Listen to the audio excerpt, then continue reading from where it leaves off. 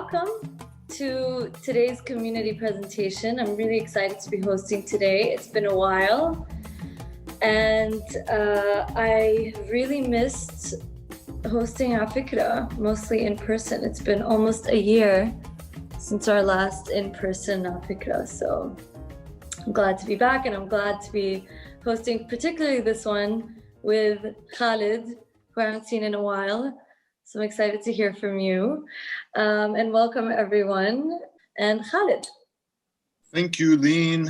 Thanks, Mikey. And thanks for joining everyone, especially family and friends. I see a lot of familiar faces in the participants, and super excited to talk about this. But before I start, because the topic is music and everyone, I'm assuming here, likes music, in 3 days, Afikra is hosting Al-Sara of Al-Sara and the Nubatones, which is an amazing, amazing band. And you should come and listen to that because it's going to be incredible.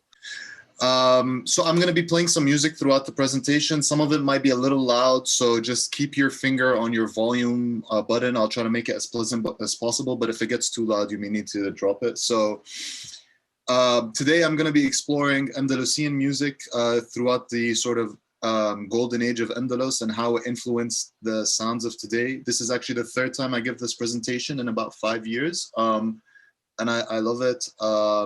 A little bit about me before we start. I'm an engineer by education, and I mostly work in the tech world as a product manager. However, my passions really lie in both music and food. You could probably get me to do anything if you bribe me with sandwiches and records. And you can connect with me on social media. That's my handle, KW Mullas. The W is for Waddah, who's on this call. And why I chose this topic, music is just, for me, one of the most important things. Ever since birth, my parents really instilled a curiosity and love for music. And the school I went to as a child really taught us a lot of history of music and kind of really placed a big emphasis on music education. And this sort of cultivated this love for it. When I first started researching this topic, I had very little knowledge about Arab music in general, both contemporary and sort of classical. And this whole presentation came about from the question of, you know, I know what European classical music is like. I know who Beethoven is. Who was the Beethoven of the Arab world? That was the first sort of question that I thought about that made me want to discover this topic. And that's how this presentation came about. But before I start, I'm definitely not an expert on this. This is like someone can do their PhD on Andalusian music and its influence. And I definitely don't have a PhD in this. So there's definitely people in the like, definitely some of the listeners probably know more than me on some of the things that I touch on. So feel free to ask questions, feel free to correct me and contribute, but please do it nicely. And I'm not trying to persuade you of any agenda except you should send me sandwiches. And this is going to be a little bit of fun. So what we'll discuss, I'm going to talk a little bit about sort of the historical context and why a golden age sort of started in Andalus, some of the things that were happening historically. I'll touch on some of the components of Andalusian music, some of the styles, some of the instruments that were used, some of the people that were involved, and then I'll finish my talk with some of the influence. So what was happening before Andalus and why did a golden age start? For those of you that don't know, Andalus describes this period in time where the Muslim Empire grew into Europe, into Iberia, which is modern day Spain and Portugal, and sort of a country was formed there called the Emirate of Cordoba. And it's sort of, that's where sort of a lot of this musical revolution happened. But before that, Spain and modern day Spain and Portugal were part of this kingdom called the Visigothic kingdom, which was a successor state of the Holy Roman Empire, which existed for sort of 300 years prior to the Muslim invasion. And during that period, music in the Visigoth kingdom really existed in sort of two forms. One form was this informal folk music that wasn't really this academic science that was pursued. There were no real composers. There's no real way to like document music. It was very informal. The way I think about it is that there's, you know, someone in a local pub playing the fiddle in a village. And that's basically as much as we know about that. But the more sort of pursued and higher form of music was church music. It was a cappella in nature, so just people singing, no instruments, and it was monophonic, meaning that there was only one melody with no sort of supporting harmonization. And it was really just a form of worship in church, where they would recite psalms and hymns as part of their worship. I have an example here of what that could have sounded like. This is a modern day recording of this.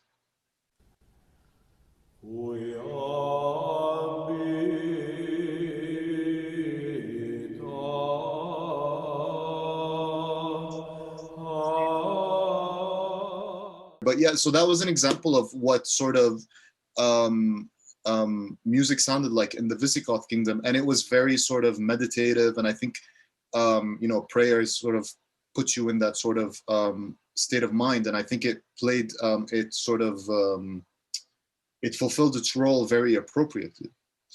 Meanwhile, in the Middle East, there was this sort of new empire that was growing and brewing that started in the Arabian Peninsula, the Islamic Empire.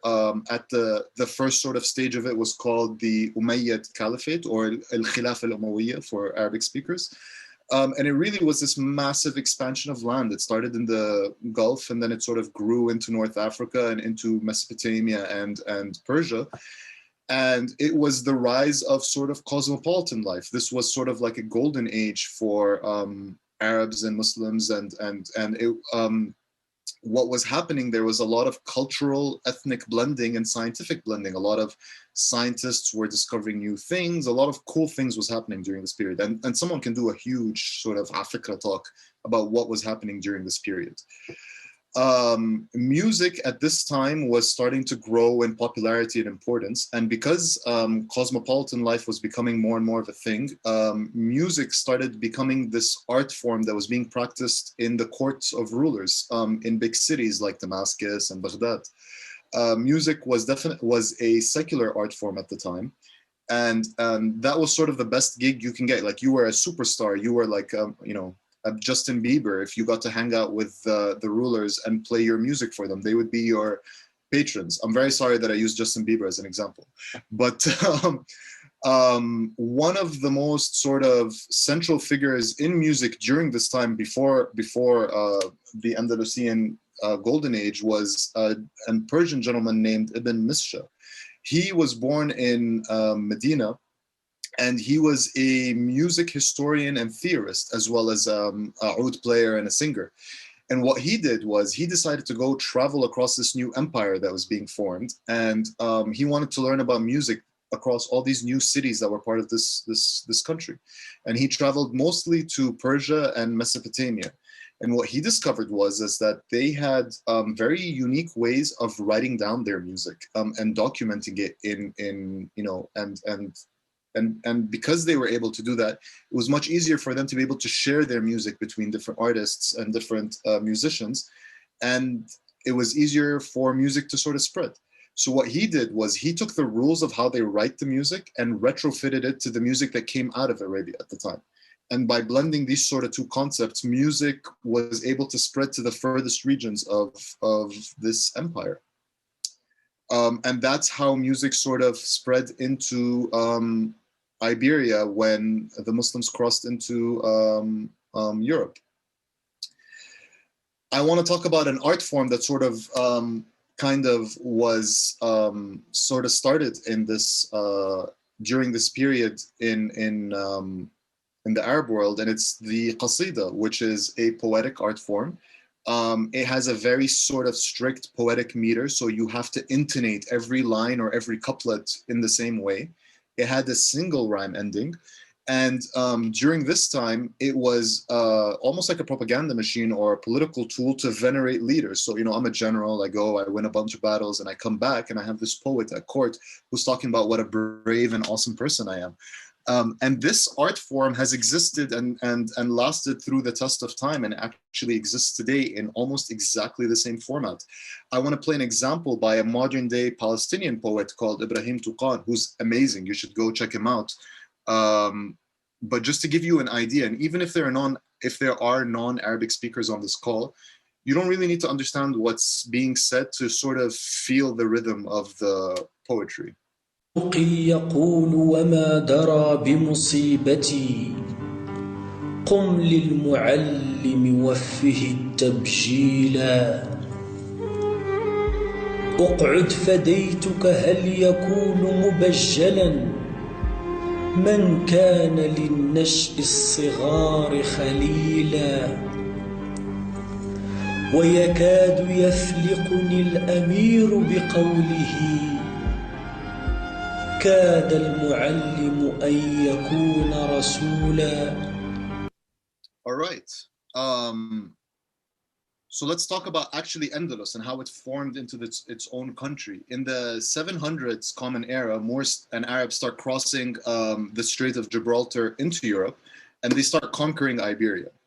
And during around the same time, this empire is massive, and some political changes start happening, and there's a regime change, and the Umayyad Caliphate sort of drops, and the Abbasid, I don't know how to say it in English, the Abbasi Khalifa sort of started, and it was headquartered in Baghdad.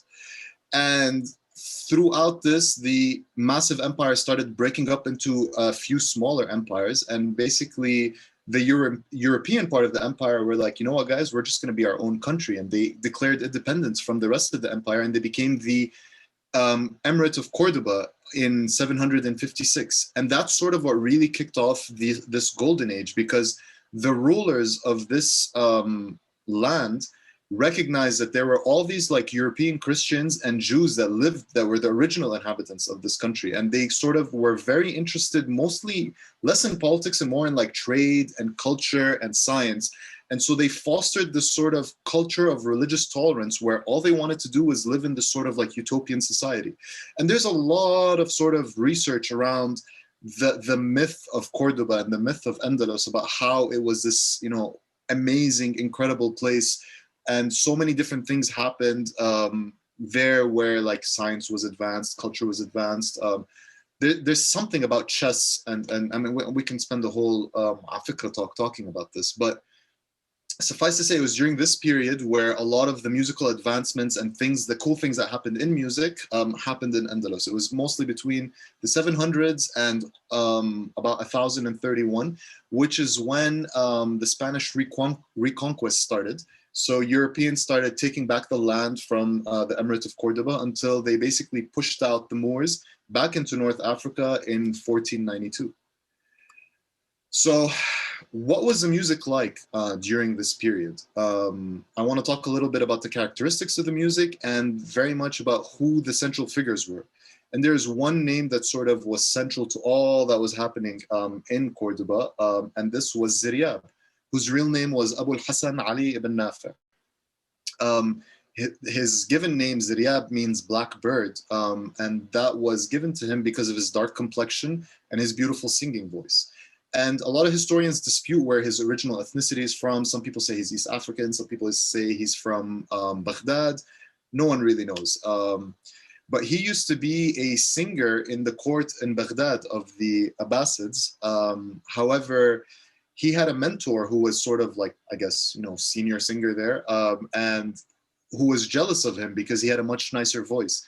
And once he gave a very rousing performance to the court rulers that sort of really like made everyone really happy, I guess. And his mentor exiled him because he was jealous of him. That's the legend. And so he was invited by the ruler of Cordoba to join his court in 822. I think the ruler at the time was Abd al-Rahman III.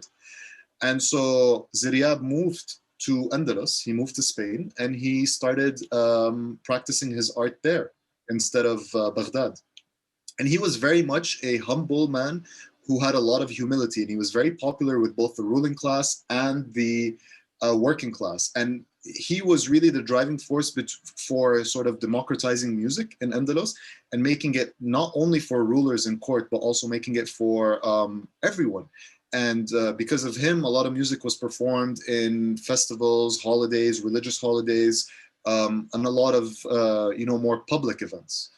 And he wasn't just a musician and a singer, he was also a polymath. He was a Renaissance man before the term was actually coined. He was very, the research says that he was very learned in astronomy, geography, culinary arts, botanics, cosmetics, and fashion. So I found that very interesting. And I think, again, someone should do a afikra talk on the life of Ziryab.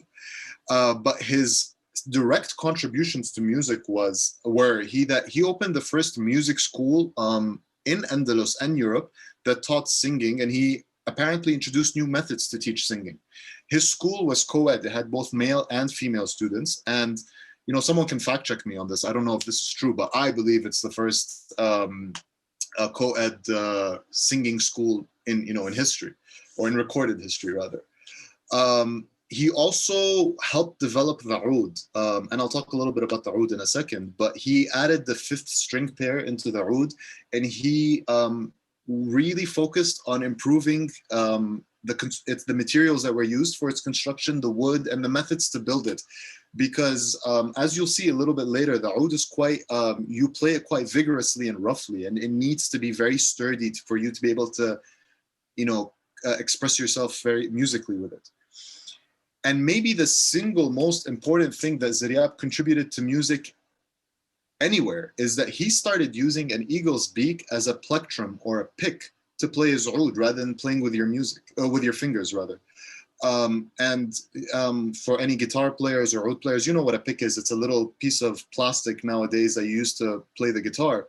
He was the first person to ever do that. And that allowed him to become virtuosic in the way he plays the oud. And that's very interesting because everyone does that nowadays. And if you think about heavy metal in a solo, that's because of a pick. And he was sort of the first person to do that. And he also codified the Nawbat.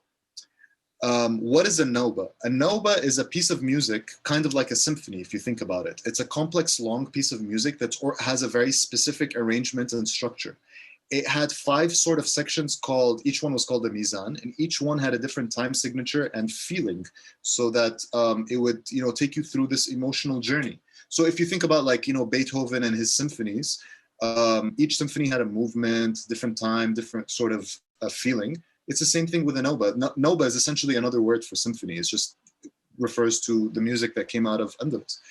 And every mizan had a prelude, which was sort of a way for the musicians to flex their muscles. So the first part of the prelude was the orchestra kind of playing non-rhythmic sort of improvisation. And the second part, the inshad, is the choir. There was a choir and an orchestra who would just sing nonsensical things, again, to flex their vocal muscles and show the crowd how great they are in their vocal range. And then they would join together to kind of start each mizan.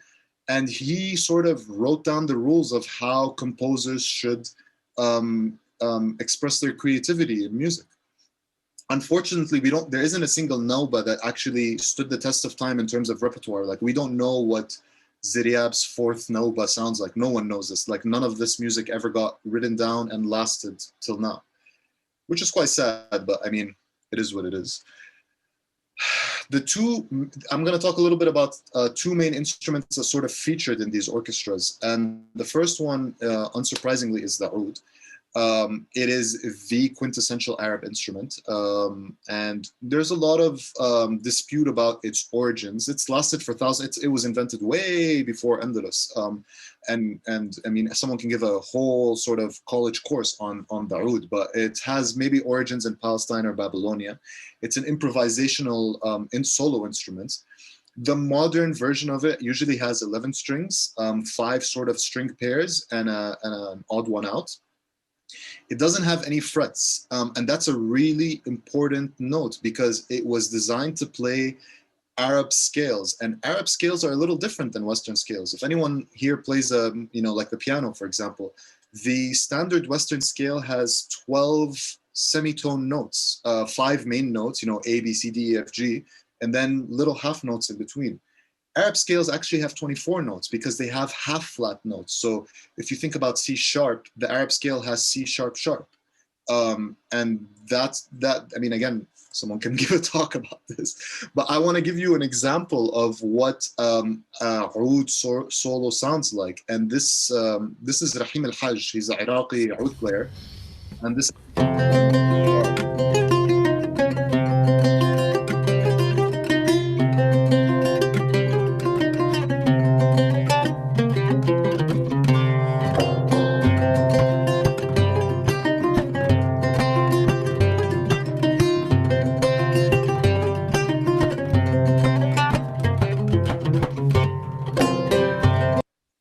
The other instrument that was quite popular in Andalus was the Rabab, or the Rababa, which literally means to be played with a bow.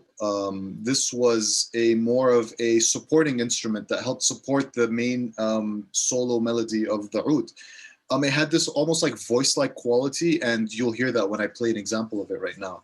And there was a lot of different variations in the different types of rababs that you can get. Some of them had different types of strings, between 5 to 21. It could be high-pitched soprano or low-pitched bass.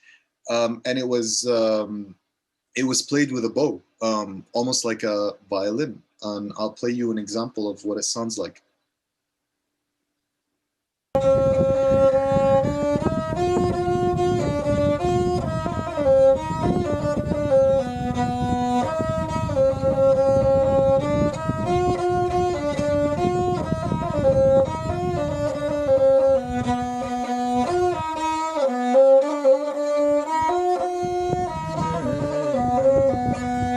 So we talked a lot about sort of the music that came out of it, but what about singing? And then a singing sort of artistic form came out of Andalus, and it's called the Muwashshah or the Muwashshawat in plural. It was less sort of structured than the Qasida that came out of Arabia, a few centuries before that, but it was still sung in classical Arabic. And it was usually 5 stanzas long or 5 verses long. And it was strophic, meaning that the singers would repeat these verses often. Usually this subject was a lot about love for people, unrequited love, or even love for God. And it was usually sung by a soloist and a choir behind the soloist, and they would alternate. Like the soloist would sing the verse, and then the choir would sing the verse, and then the soloist would sing another verse, and then the choir would sing that same verse. It would just kind of bounce back and forth. This may sound familiar to some people because, and we'll talk about this a little bit. An interesting little side note: there was another singing style that came out of Andalus. I didn't find a lot of information on, but it was called Zajal, and it was a little more casual than the Muwashshah, and it was sung in not in classical Arabic, but in like Ammi Arabic. I don't know how to say Ammi Arabic in English, but like the lower form of Arabic. And there were no rules. It was, you would just improvise and sing. And that sounds like rap to me, but I didn't find a lot of information about it, but I just thought I'd just bring it up. So we talked a little bit about, the instruments that were quite popular in Andalus. We talked about the musical styles, the singing styles, and, who the central figure of Andalusian music was. Let's talk a little bit about what the influence was over time. And since we talked about the instruments, these instruments, the oud and the rabab, were like the first, they entered sort of Europe through Andalus. And this is quite disputed, but there's a few historians theorize that the oud is the great-great-great-grandparent of the modern day guitar. And a lot of different historians write about this throughout time. There's a great YouTube video that I linked at the end of this presentation that's like an hour talk about why the oud is the great-great-great-grandparent of the guitar. And I took this photo from there. But what we definitely do know is that when the oud entered Iberia, and after the Emirate of Cordoba sort of ended, the oud evolved into the Middle Ages lute, which is this instrument right here. And this instrument was very popular in the Middle Ages. This was very popular during Shakespearean times, like it would be played during Shakespeare's plays. And then it sort of evolved into this, the Renaissance guitar, which is this instrument right here in the middle. And then eventually this becomes the modern day guitar when you think about like Spanish music, and then eventually like the electric guitar. A lot of disputed sort of theories, and I mean, again, someone can do a whole afikra talk on why the oud became the guitar. A little less disputed and more linear is how the rabab eventually became the violin. Once the rabab entered Europe, it eventually evolved to become the rebek, which is a well-documented Middle Ages instrument, which eventually became the parent of the viol, which was very big during the European Baroque era, which is the direct sort of impetus into the violin.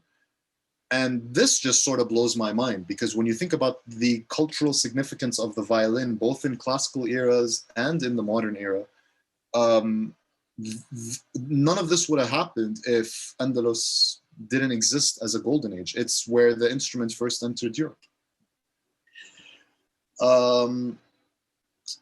Let's talk a little bit, let's bring it back a little bit to the Nawbat. Once the reconquest sort of was complete, a lot of the Muslim Arabs and Jews that were part of Andalus moved back into North Africa, and they continued to develop their Nawbat and continued to practice their music and used to pass it down through oral tradition up until today. And there's a lot of different regional variations to the Nawba now. And when you do some, you know, if you go and read about it a little bit, you'll hear about the Moroccan Nawba and the Algerian Nawba, the Tunisian Nawba and the Libyan Nawba.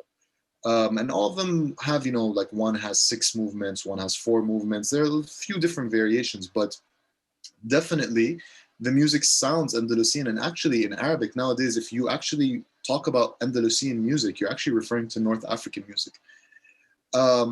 And this is a quote that I really liked by a historian called White Reynolds. He writes a book about the music of North Africa and its influence, its roots in Spain. And he says is that we don't know this for sure, but it's quite probable that a large part of the music that's played in North Africa these days are the same notes and melodies that existed in Andalus over 1,000 years ago. We just don't know which parts are new and which parts are old. And that's a little sad, but in a way, it's also a little bit romantic. It's nice because when you're listening to it, you feel like some parts of this music can actually be ancient.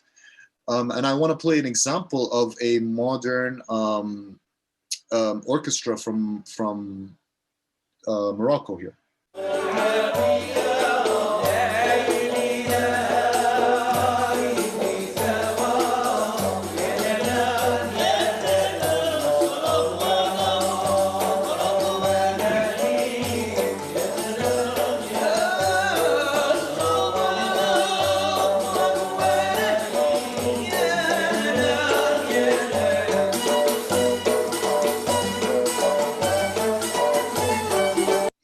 You can see how interesting it was. They're playing their violins not the way you would hold a violin normally, but they were playing them as if they were the rababs. I thought that was really cool. Let's talk about flamenco music. So flamenco in its strictest sort of interpretation is the folkloric music traditions of southern Spain. And it was mostly influenced by the Romani gypsy people who started arriving in Spain right at the end of the Reconquest. And actually, once the Reconquest was sort of complete, there were still a lot of Muslims and Jewish people who decided to stay in Spain and convert to Catholicism, but their culture sort of remained the same. And there is this whole sort of study of Andalusian regional identity that's very different than sort of the Castilian Spanish national identity. And you can, again, do a whole afikra talk of like the similarities between Arab society and Andalusian society. But there's a lot of influence on Andalusian music, on flamenco music. And actually there is a 19th century Andalusian historian called Blas Infante. I'm sure I'm butchering the name, I'm sorry, who theorizes that the origin of the word flamenco comes from the Arabic language. It's to mean expelled peasant, it's falah mengu. I know what falah means. Falah means peasant in Arabic, but I don't know what mengu is. Maybe someone knows and they can put it in the chat. But one very specific component of flamenco music is the microtonality, which is another way to describe the notes between notes, which is exactly like the Arab sort of chords. I don't know how you would achieve that on a fretted guitar. Maybe someone knows, but I wanted to play you, this is Malguenia.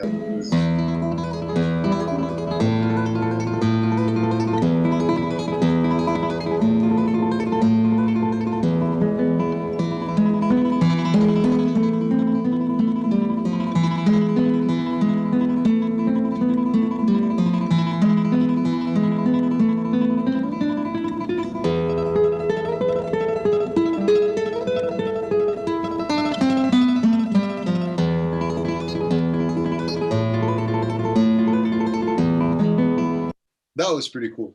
I love, okay, let's talk about Sabah Fakhri before we play the clip. So Sabah Fakhri is a popular pop singer in the Arab world. He's a little old school. I think he's part of what I like to call the classical Arabic pop era, along the other heavyweights like Fairuz and Kulthum and Abdul Halim Hafiz and Farid al-Atrash. But Sabah Fakhri he's Syrian and he's from Aleppo. And what he did was he took a bit of a dying art form, which is the Muwashshawat, that kind of, the legend goes is that they made their way from Andalus all the way into Aleppo. And these poems existed and they kind of developed into a new name called Al-Qudud al-Halabiyya. And he took those and he sort of started singing them over, a modern day orchestra. And this became sort of very popular music in, the 50s and the 60s and even to the 70s. And Sabah Fakhri has a very powerful voice. I think he may have broken a world record, a performance singing for like 10 hours or 12 hours or something like that. But you'll notice is that the style in the way he sings is exactly the way that's described from Andalus, which is it's strophic. He sings a verse and then his choir sings the same verse and they just sort of alternate and keep kind of going in this circular motion. And I thought that was very cool. And I'm going to play you an example of that.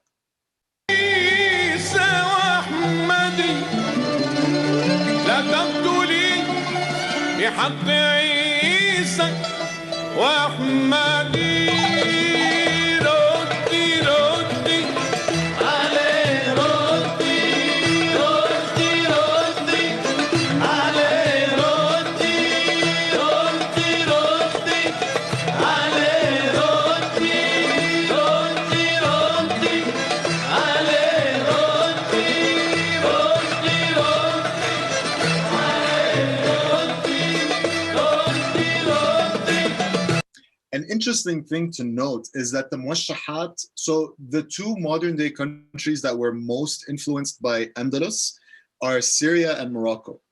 And both of these countries claim to have preserved the Muwashshawat in their like written form. And I was just reading an article this week as like kind of prepping and revitalizing this presentation where a historian looks at these poems and even though they both claim to be from Andalus, they're quite different. So that's something interesting where a little bit of legend and a little bit of factual history kind of blend into each other, which adds more to the mystique of Andalus. But someone can definitely do a afikra talk on that. And the final sort of influence sort of piece that I want to talk about is Dick Dale. Dick Dale was a Lebanese American. He was born, his birth name was Richard Mansour, and he grew up in a very musical family. His father taught him how to play the tabla or the dirbakke and the oud.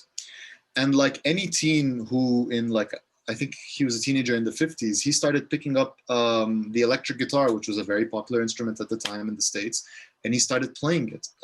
And he started playing it the same way that he learned how to play the oud, which is very quickly with like this improvisational, virtuosic vigor. And no one was really playing the guitar like that at the time.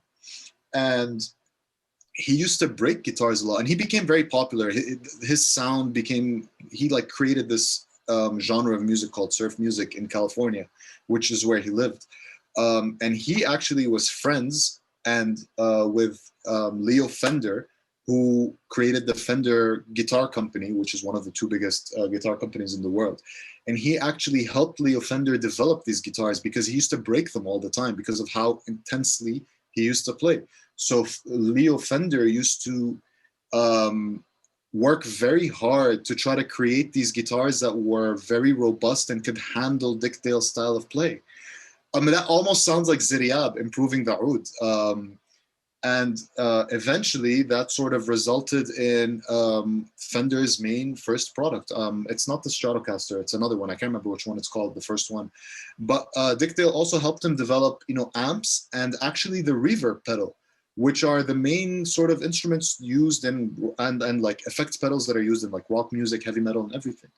A few musical journalists write articles in the States who call Dick Dale the father of heavy metal music, not because it was his style, but because his technique of playing was copied by so many of these players, and he sort of empowered all these musicians to start playing solos and everything. So it's not a direct sort of influence, but it's more a technical influence.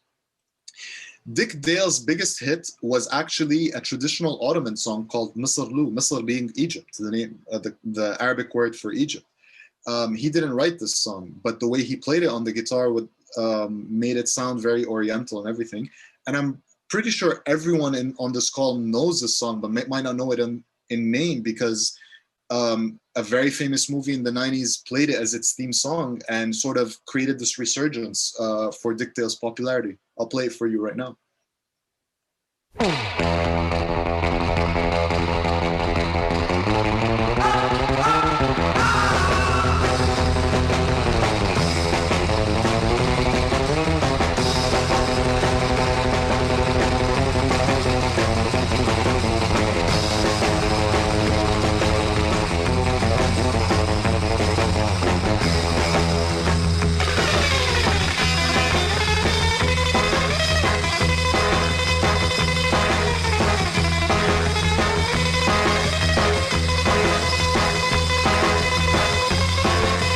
So that blew my mind when I came across this, that this song from Pulp Fiction was actually, a traditional Ottoman song that was redesigned for the electric guitar by a Lebanese American named Richard Mansour, playing these sort of like picking styles that were sort of developed in Andalus way back when.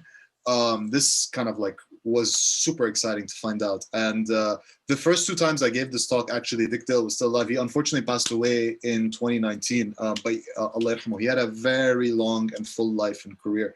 And actually someone can do a afikra talk on the life of Dick Dale because he did a lot of stuff for music.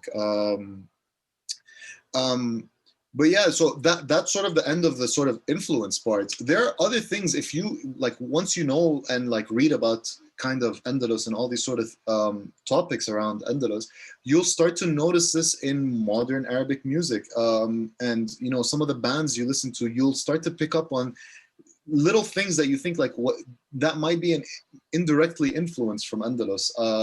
And throughout this, I mean, I could have thrown in more examples, but I'm pretty sure I'm over time. But to sort of end it, I want to look more to the future. Khaled, I have a question for you, actually. Yeah. Between the first time you gave this and now, has your sort of perspective expanded or changed over time? Yeah, a little bit. I started noticing more and more of influence of, so when I first started researching this topic, I didn't really listen to any Arabic music in any sort of form, classical, old, like parents pop or like new pop stuff. Mm-hmm. Since then, a lot has happened. A lot of like people have started like making, I started becoming more interested and learning more about Arab singers, both in more traditional sense and newer sort of styles, right? So I start noticing little things that give me an appreciation that maybe this was influenced by Andalus. So one example is there's quite a popular Libyan disco musician. He does like, the classic disco music and he sings, but he does like the Muwashshawat style of where he sings and a choir sings right behind him. And they just keep, whatever he says, the choir repeats. And then whatever he says, the choir repeats. And one of his most popular songs that he does this on is called Ayunha, which was made popular by this DJ Habibi Funk that everyone should go check it out. I can actually link the song in the chat if anyone's interested. Yeah. While you do that, there's two really good questions that I think are perfect to end on. Okay. First one is from Danny. Thank you for this amazing talk. It's really eye-opening to this amazing history, or the history of this music.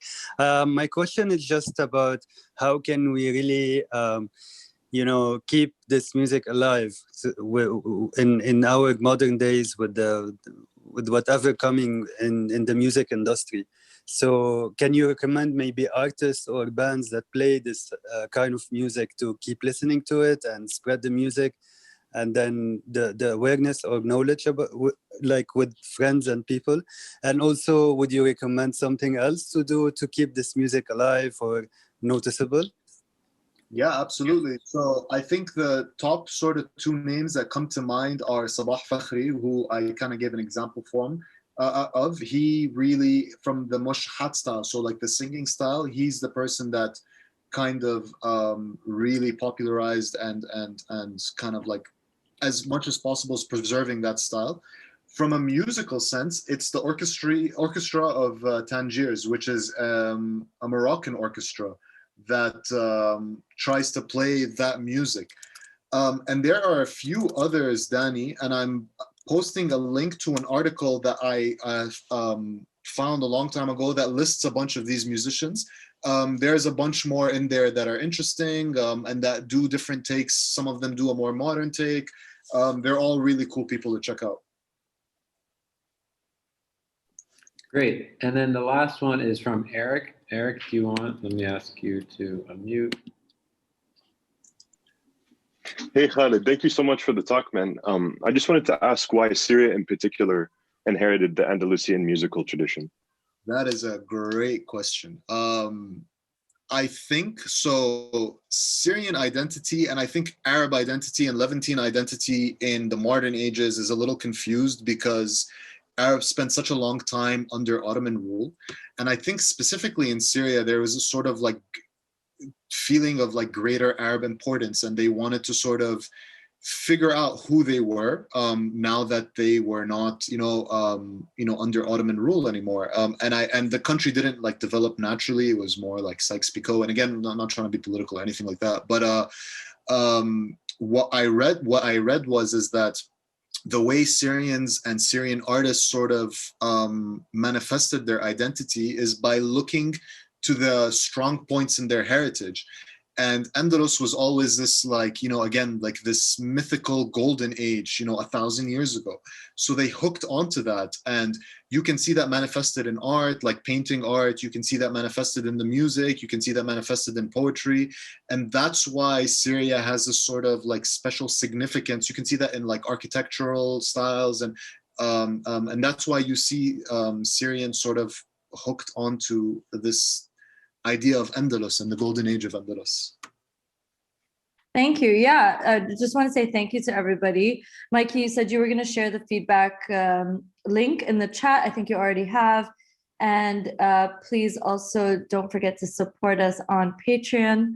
And I'm sorry that my camera is off, but again, it's a Zoom issue. So I think this is turning into like a karma thing where Zoom's just mad at me for bashing it all the time. But thank you everybody for attending, and thank you Khaled for this really enlightening talk. I've heard it a couple times, and every single time I feel like I learned something new again. So thank you. And Mikey, if I missed anything, please chime in. All good. Fantastic. And this is recorded and will be shared, and you can find everything on afikra.com. Check out the library, and present, host, join us, all of that.